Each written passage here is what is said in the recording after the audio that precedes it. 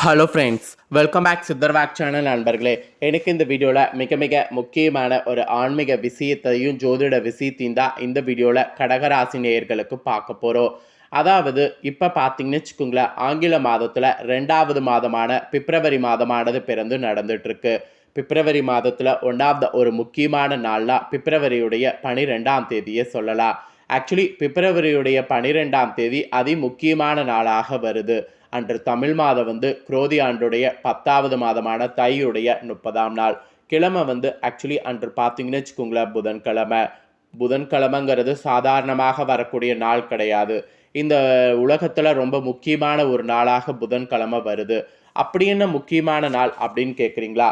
இந்த புதன்கிழமை பார்த்தீங்கன்னு வச்சுக்கோங்களேன், ஒரு தெய்வீகமான ஒரு இதானது வருது. அது என்னன்னா பௌர்ணமியானது வருது.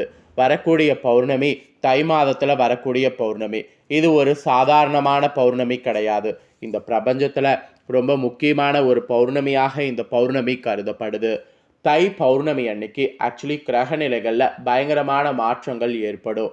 இந்த மாற்றங்களால் ஒவ்வொரு ராசிக்கும் ஒவ்வொரு வகையில் தாக்கம் ஏற்படும். அப்படி ஏற்படக்கூடிய தாக்கத்தை அவங்கவங்க ராசிக்காரங்க தெரிஞ்சு பயனடையணுங்கிறதுனால ஒவ்வொரு ராசிக்கும் என்ன தாக்கம் ஏற்படும் அப்படிங்கிறத ஷேர் பண்ணிட்டு இருக்கேன். அதில் இன்னைக்கு இந்த வீடியோவில் கடக ராசிக்கார நேயர்களுக்கு என்ன தாக்கம் ஏற்படுங்கிறத ஷேர் பண்ண போகிறேன்.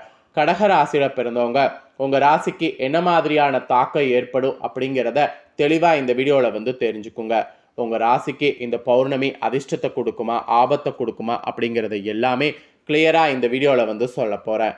அதிர்ஷ்டமாக இருந்தால் எப்படி தக்க வைத்துக்கொள்ளணும், ஆபத்தாக இருந்தால் எப்படி நடந்து ஆபத்துலேருந்து தப்பிக்கணும் அப்படிங்கிறத எல்லாமே உங்களுக்கு இந்த வீடியோவில் சொல்ல போகிறேன். ஸோ எல்லாத்தையுமே தெளிவாக இந்த வீடியோவில் கடகராசிக்காரங்க தெரிஞ்சுக்குங்க. ஸோ தெரிஞ்சு அதற்கேற்ப நடந்து பயன்பெறுங்க. வாங்க கடகராசிக்காரங்க உங்களுக்கான பலனை இந்த வீடியோவில் பார்க்கலாம். அதுக்கு முன்னாடி தை பௌர்ணமிங்கிறது ஒரு சாதாரண நாள் கிடையாது. இந்த நாளில் நீங்கள் இவற்றையெல்லாம் செய்தீங்கன்னா பலன் உங்களுக்கு அதிகமாக கிடைக்கும். அது என்னங்கிறத உங்களுக்கு சொல்கிறேன்.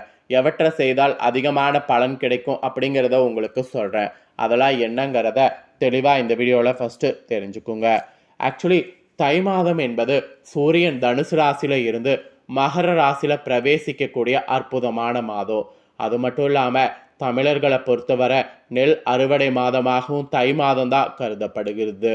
மெயினாக அனைத்து உயிர்களுக்கும் உணவை தரக்கூடிய உழவர்களுடைய தொழிலுக்கு உறுதுணையாக இருக்கக்கூடிய சூரிய பகவானை போற்றக்கூடிய வகையில் இந்த தை மாதத்தில் தான் பொங்கல் விழாவானது கொண்டாடப்படும். இவ்வளோ சிறப்பு இருக்கக்கூடிய இந்த தை மாதம் பல ஆன்மீக சிறப்பு தினங்கள் வரும். அதில் ஒன்று தான் பௌர்ணமி. அதுவும் தையில் வரக்கூடிய பௌர்ணமி தை பௌர்ணமி.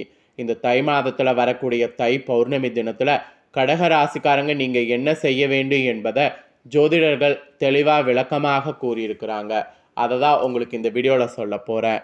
ஆக்சுவலி தை பௌர்ணமி தினம் பொதுவாக தை மாதத்தில் பூச நட்சத்திர தினத்தில் இல்லைனா மிக அரிதாக அதற்கு முந்தைய தினம் வரும். இந்த ஆண்டு மட்டும் பிந்தைய தினம் வருது. கரெக்டாக பிப்ரவரி 12ஆம் தேதி வருது. இந்த தை பௌர்ணமி தினத்தில் அதிகாலையில் எழுந்து குளித்து முடித்துருங்க. அருகில் இருக்கக்கூடிய சிவன் கோவிலுக்கு சென்று சிவனுக்கு பால் அபிஷேகம் செய்யுங்க. பால் அபிஷேகம் சிவனுக்கு மட்டும்தான் செய்யணுங்கிறது கிடையாது. நீங்கள் மற்ற தெய்வங்களுக்கு கூட செய்யலாம். நீங்கள் அபிஷேகம்லாம் செய்துட்டு பின்பு வீடு திரும்புங்க. வீடு திரும்பியதும் கேசரி செய்து சிவனுக்கு நைவேத்தியமாக வைங்க. நீங்கள் மற்ற தெய்வங்களுக்கும் வைக்கலாம். இந்த மாதிரி கேசரி வைத்ததுக்கு பின்னாடி இந்த நாளில் திட உணவு எதுவும் உட்கொள்ளாமல் பௌர்ணமி விரதம் இருக்கணும். பௌர்ணமி விரதம் முழுசாக இருந்து சிவமந்திர ஜபம், சிவ தியானம் ஆகியவற்றில் ஈடுபடணும். இது ரெண்டுலேயும் இந்த நாள் முழுக்க நீங்கள் ஈடுபடணும். மாலையில் மீண்டும் சிவன் கோவிலுக்கு செல்லணும். அங்கு சிவனுக்கும் அம்பாளுக்கும் மலர்களை சமர்ப்பணம் பண்ணும். என்ன மலர்கள் வேணாலும் சமர்ப்பணம் பண்ணலாம். இந்த மலர்கள் தான் சமர்ப்பணம் பண்ணும் அப்படிங்கிறது எந்த ஒரு கண்டிஷனும் கிடையாது. எந்த மலர்கள் வேணாலும் சமர்ப்பணம் பண்ணலாம். மலர்கள்லாம் சமர்ப்பணம் பண்ணதுக்கு பின்னாடி நீங்கள் ஒரு அர்ச்சனை போட்டுருங்க. அர்ச்சனை போட்டு வழிபாடு செய்யுங்க. அப்புறம் சிவன் பார்வதியை வழிபட்டு பின்னாடி கோயிலில் இருந்தவாறு வானில் தெரியக்கூடிய பௌர்ணமி சந்திரனை தரிசனம் பண்ணுங்க. பின்பு கோவிலில் நெய் தீபமோ விளக்கெண்ணெயில் ஒரு தீபத்தையோ ஏற்றி கோயிலை வீடு திரும்புங்க. வீடு திரும்பியதும் ஃபஸ்ட்டு பூஜரையில் நைவேத்தியமாக வைத்திருப்பீங்கள்ல கேசரி, அதை எடுத்து வீட்டில் இருக்கக்கூடிய அனைவருக்கும் பிரசாதமாக தந்து நீங்களும் அதை பிரசாதமாக சாப்பிடுங்க. அப்புறம் ஆஸ் யூஷுவல் பௌர்ணமி விரதத்தை முடித்து உங்கள் வழக்கமான ஆகாரங்களை சாப்பிடுங்க. இதை இந்த தை பௌர்ணமி வழிபாட்டில் மேற்கொள்ளக்கூடிய உங்கள் ராசிக்காரங்களுக்கு ஆயுளானது விருத்தியாகும். நீங்கள் விரும்பக்கூடிய காரியங்கள் நடக்க தொடங்கும்.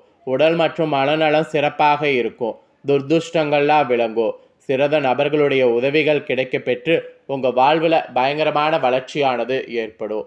இதுதான் தை பௌர்ணமியில் கடகராசிக்காரங்க பண்ண வேண்டிய பரிகாரம் என்று சொல்லப்பட்டிருக்கு. ஸோ இப்போ நெக்ஸ்ட்டு இந்த தை பௌர்ணமியில் நீங்கள் பெறக்கூடிய பலன்களை உங்களுக்கு சொல்ல போகிறேன்.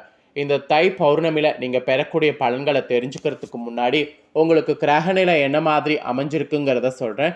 கிரகநிலை என்ன மாதிரி அமைஞ்சிருக்குங்கிறத தெரிஞ்சுக்குங்க.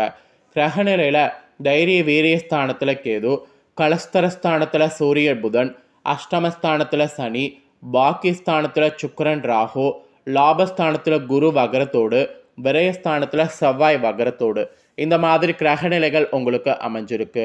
இந்த மாதிரி கிரகநிலைகள் அமைஞ்சதோட அடிப்படையில் தான் உங்களுக்கான பலன்கள் ஜோதிடர்கள் கணிச்சிருக்காங்க. அதை தான் இப்போ இந்த வீடியோவில் சொல்ல போகிறேன். ஸோ உங்களுக்கான பலனை நட்சத்திரத்துக்கேற்ப என்னங்கிறத சொல்கிறேன், தெளிவாக நோட் பண்ணிக்கோங்க. ஃபஸ்ட்டு கடகராசி புனர்பூஷம் 4ஆம் பாதங்களில் பிறந்தவங்களுக்கு சொல்லப்பட்டிருக்கு. இதில் பிறந்த கடகராசிக்காரங்களுக்கு இந்த தை பௌர்ணமியிலிருந்து பிள்ளைகளுடைய எதிர்காலம் குறித்து சிந்தனையானது மேலோங்கும். சிந்தனை மேலோங்கிறது நல்லது. அப்போ தான் உங்களுக்குன்னு சில விஷயங்கள்லாம் தெரிஞ்சுக்கவும் முடியும், செயல்படவும் முடியும். உறவினர்கள் நண்பர்களுடைய உதவி கிடைக்கும். ஏதாவது உதவி வேணும்னா அவங்கக்கிட்ட கேட்கலாம். அப்புறம் நீங்கள் திறமையாக பேசணும். அதுதான் உங்களுக்கு காரிய அனுகூலமாக இருக்கும். எது பண்ணுறதா இருந்தாலும் உங்களுக்குள்ளே இருக்கக்கூடிய திறமையை தட்டி எழுப்பி அதை வெளியே கொண்டு வாங்க. அதனால தான் உங்களுக்கு பலன் கிடைக்கும். அப்புறம் தெளிவான சிந்தனை இருக்கும். அதனால் முடிவு திடமாக இருக்கும். அதனால் புனர்பூச நட்சத்திரத்தில் பிறந்தவங்க தெளிவான சிந்தனை இருக்கக்கூடிய இந்த டைமில் திட முடிவுகள் எடுங்க. உங்களோட நட்சத்திரத்துக்கு ஆக்சுவலி இந்த தை பௌர்ணமி அதிர்ஷ்டம் என்று சொல்லப்பட்டிருக்குங்க. நெக்ஸ்ட்டு பூசமில் பிறந்தவங்களுக்கு சொல்லப்பட்டிருக்கு. பூசமில் பிறந்தவங்களுக்கு இந்த தை பௌர்ணமி மனதில் உற்சாகமானது உண்டாகும். அதை விட மன அமைதி உங்களுக்கு அதிகமாக ஏற்படும். வாழ்க்கை இதனால் சீரும் சிறப்புமாக இருக்க போகுது. திடீரென கோபம், டென்ஷன் ஏற்படலாம். தயவு செய்து அந்த மாதிரி ஏற்படுவதை நீங்கள் கண்ட்ரோல் பண்ணுங்க, கட்டுப்படுத்தி கொள்ளுங்க. அதுதான் உங்களோட லைஃப்க்கு நல்லது. வீண் அலைச்சல், மனக்குழப்பம் இதெல்லாம் உண்டாகும். வீண் அலைச்சல், மனக்குழப்பம் உண்டாகாமல் இருக்க நிறைய கவனமாக இருக்கணும். கவனமாக இருந்தீங்கன்னா தான் வீண் அலைச்சல், மனக்குழப்பம் உண்டாகாமல் தப்பிக்க முடியும். இல்லைனா எல்லாத்துலேயுமே உங்களுக்கு ரிஸ்க் அதிகமாக இருக்கும். இது பூசமில் பிறந்தவங்களுக்கு சொல்லப்பட்ட எச்சரிக்கை. அதனால் இந்த எச்சரிக்கைக்கேற்ப நடந்து பலன் பெறுங்க. கடைசியாக ஆயில்யம் பிறந்த கடகராசிக்காரங்களுக்கு சொல்லப்பட்டிருக்கு. ஆயில்யமில் பிறந்த கடகராசிக்காரங்களுக்கு இந்த தை பௌர்ணமியில் நன்மை ஏற்படும். பணவரவு இருக்கும். இழுப்பறியான காரியங்கள் சாதகமாக முடியும். எதிலும் கூடுதல் கவனத்தோடு செயல்படுவது நல்லது. தொழில் வியாபார தொடர்பாக அலைய வேண்டியது இருக்கும். வாடிக்கையாளர்களை அனுசரித்து செல்வது நன்மை தரும். முக்கிய முடிவு எடுக்கும்போது தடுமாற்றம் ஏற்படும். அதனால் முக்கிய முடிவு எடுக்கும்போது தடுமாற்றம் இல்லாத மாதிரி பார்த்துக்குங்க. உங்களுக்கு ரொம்பவே யோகமானதாக இருக்கும் இந்த தை பௌர்ணமி. தொழில் வியாபாரத்தில் எதிர்பார்த்த லாபம் கிடைத்தாலும் அதிகமாக உழைக்க வேண்டியது இருக்குது. சரக்குகளை அனுப்பும்போது கவனமாக இருக்கணும். இல்லைனா உங்களுக்கு பெருத்த நஷ்டம் ஏற்படும். உத்தியோகத்தில் இருக்கிறவங்க கூட கூடுதல் கவனத்தோடு செயலாற்றணும். ஏன் இதை நான் உங்களுக்கு சொல்கிறேன்னா, நிறைய ரிஸ்கில் மாட்டிக்க கூடாது, அதுக்காக தான்.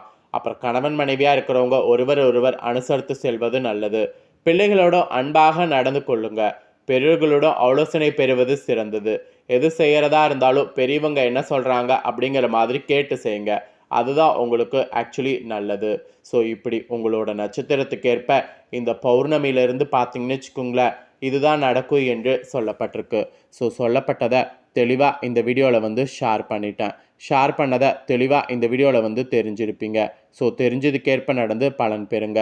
நீங்கள் இந்த வீடியோ பார்த்து தெரிஞ்சு பயனடைஞ்சது போல் உங்கள் ஃப்ரெண்ட்ஸ் ஃபேமிலியில் இருக்கிறவங்களும் தெரிஞ்சு பயனடையணும்னு நினச்சிங்கன்னா வீடியோ லைக் பண்ணி ஷேர் பண்ணுங்கள். வீடியோவை உங்கள் ஃப்ரெண்ட்ஸ் ஃபேமிலியில் இருக்கிறவங்களும் பார்க்கட்டும். அவங்களும் அவங்களோட ராசிக்கு என்ன பலன்கிறத தெரிஞ்சு அதற்கேற்ப நடந்து பலனடையட்டும். ஸோ வீடியோ லைக் பண்ணி ஷேர் பண்ணுங்கள். உங்கள் ஃப்ரெண்ட்ஸ் ஃபேமிலி இருக்கவங்களும் பார்த்து பலனடையட்டும். நெக்ஸ்ட்டு நம்ம சேனலில் புதிய அப்டேட்டான வீடியோலாம் போடப்படும்.